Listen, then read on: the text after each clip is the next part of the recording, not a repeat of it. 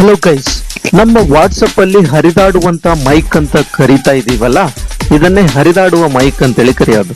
So ನಾವು voice ಅನ್ನ record ಮಾಡಿ ವಿತ್ HD ಕ್ಲಾರಿಟಿನಲ್ಲಿ ಎಲ್ಲಿಗೆ ಬೇಕಾದ್ರೂ ಕಳಿಸ್ಕೊಡ್ಬಹುದು. ಅದು ಒಂದನೇ ಉಪಯೋಗ. ಎರಡನೇದು, ವಾಟ್ಸಪ್ಪಿನ ಆಡಿಯೋ ಜೊತೆಗೆ ಇದು ಕನೆಕ್ಟೆಡ್ ಆಗ್ತದೆ. ನಾವು ಸೇವ್ ಮಾಡಿಬಿಟ್ಟು ಇದನ್ನ ಕಳಿಸ್ಕೊಡ್ಬಹುದು. ಅದೇ ರೀತಿ ನಮಗೆ ಈ ಸೌಂಡ್ಗಳ ಕ್ಲಾರಿಟಿಯನ್ನು ಚೇಂಜ್ ಮಾಡಬಹುದು.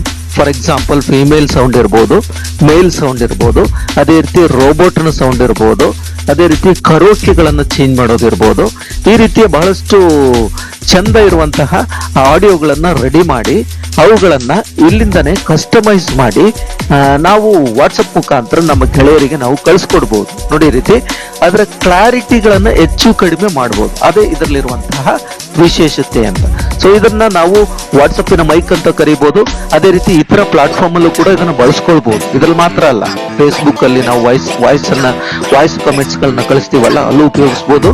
ಅದೇ ರೀತಿ ನಮ್ಮ ಯೂಟ್ಯೂಬ್ ನಲ್ಲೂ ಕೂಡ ನಾವು ವಾಯ್ಸ್ ಮೆಸೇಜ್ ಎಲ್ಲೆಲ್ಲಿ ಕಳಿಸ್ತೀವಿ ಅಲ್ಲೆಲ್ಲ ನಾವು ಇದನ್ನ ಬಳಸ್ಕೊಳ್ಬಹುದು. ಅಂತಹ ನ್ಯೂ ಜನರೇಷನ್ ಮೈಕ್ ಅಂತ ಕರಿತೀವಿ. ನಮ್ಮ ಸ್ಕ್ರೀನ್ ಅಲ್ಲಿ ಆಚೆಗೆ ಈಚೆಗೆ ಇದು ಫ್ಲೋಟಿಂಗ್ ಆಗ್ತಾ ಇರ್ತದೆ. ಅದೇ ಇದರ ವಿಶೇಷತೆ. ಓಕೆ,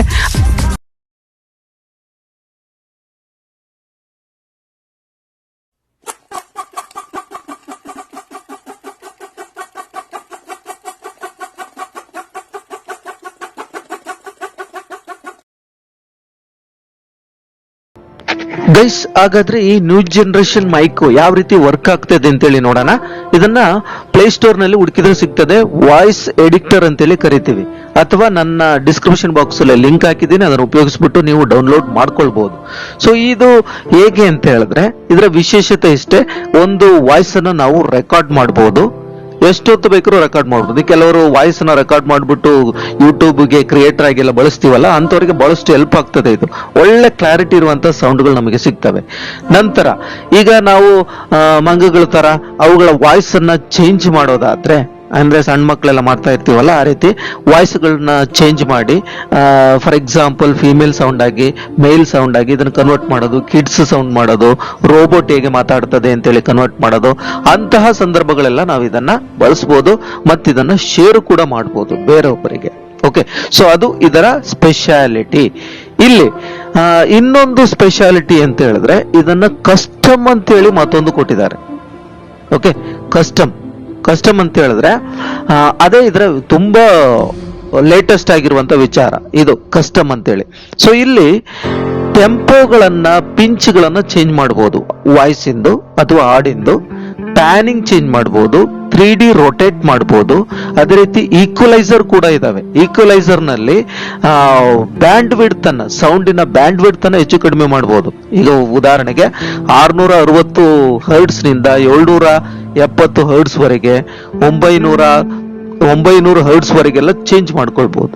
ಮತ್ತೆ ಇದರ ವಿಶೇಷತೆ ಅಂತ ಹೇಳಿದ್ರೆ, ಫ್ಲೋಟಿಂಗ್ ಆಗಿರುವಂತ ಮೈಕ್ ಇದು. ನಾವು ಎಲ್ಲಿ ಬೇಕಾದ್ರೂ ಬಳಸಬಹುದು. ಸ್ಕ್ರೀನ್ ಅಲ್ಲಿ ಎಲ್ಲಿ ಬೇಕಾದ್ರೂ ತಗೊಂಡು ಹೋಗ್ಬೋದು. ಅದಕ್ಕಿರುವಂತ ಸೆಟ್ಟಿಂಗ್ಸ್ ಇದು ನೋಡಿ. ಈ ಸೆಟ್ಟಿಂಗ್ಸ್ ಇದನ್ನ ಜಸ್ಟ್ ಮುಟ್ಟಿದ ತಕ್ಷಣ ನಮಗೆ ಫ್ಲೋಟಿಂಗ್ ಆನ್ ಆಗ್ತದೆ. ಓಕೆ, ಈ ರೀತಿ ಇದನ್ನ ಎಲ್ಲಿ ಬೇಕಾದ್ರೂ ಬಳಸಬಹುದು. ನಾವು ಆಫ್ ಮಾಡಬಹುದು, ಅದನ್ನ ಎಲ್ಲಿ ಬೇಕಾದ್ರೂ ಬಳಸಬಹುದು. ಬೇಡದಿದ್ರೆ ಆಫ್ ಮಾಡಿ ಇಡಬಹುದು.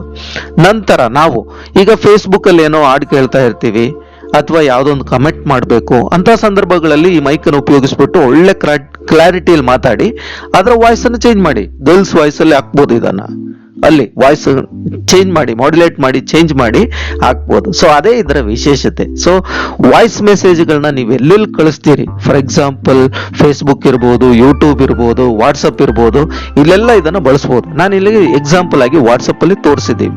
ಓಕೆ, ಒಬ್ಬರು ಕ್ರಿಯೇಟರ್ ಇದನ್ನ ಬಳಸಬಹುದು.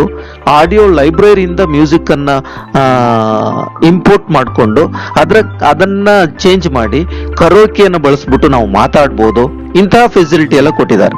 ಸೊ ವಾಟ್ಸಪ್ ಅಲ್ಲಿ ನಾವು ಆಲ್ರೆಡಿ ನಮ್ಮ ಹತ್ರ ಒಂದು ಮೈಕ್ ಇದೆ ಕೆಳಗಡೆ ಅಲ್ವಾ, ಮೈಕ್ ಉಪಯೋಗಿಸಿ ನಾವು ವಾಯ್ಸ್ ಅನ್ನ ರೆಕಾರ್ಡ್ ಮಾಡ್ತೀವಲ್ವಾ, ಅದೇ ರೀತಿನೇ ಇಲ್ಲಿ ರೆಕಾರ್ಡ್ ಮಾಡಿ ಅದನ್ನ ಇದ್ರ ಜೊತೆಗೆ ಮಿಕ್ಸ್ ಮಾಡಿ ಈಕ್ವಲೈಸರ್ ಮಾಡಿ ಇದನ್ನ ಸೆಂಡ್ ಮಾಡಬಹುದು.